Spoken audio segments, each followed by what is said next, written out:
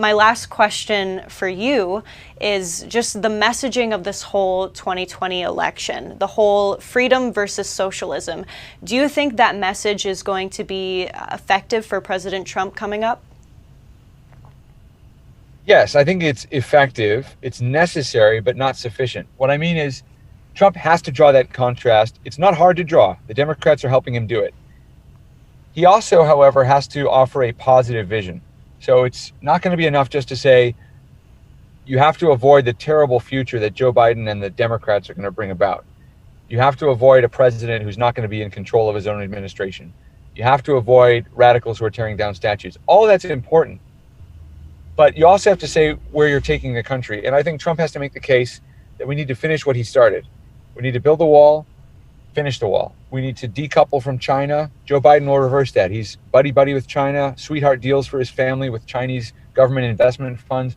He's going to reverse what has to happen, which is a decoupling from China. You've got to complete the process of the peace agreements in the Middle East. Israel, Palestinians, keep Iran isolated, make sure they don't become a nuclear power. You've got to rebuild the economy, but without raising taxes and reorganizing everything. Keep the Keystone Pipeline, keep the American energy industry.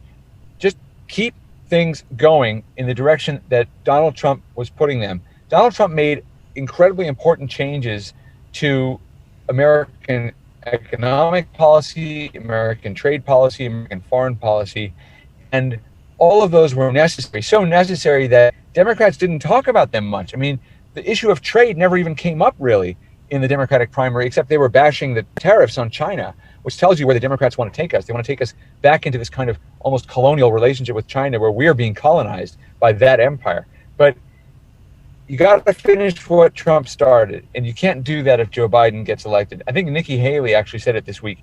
If Joe Biden's elected, all the progress in foreign policy just gets thrown away.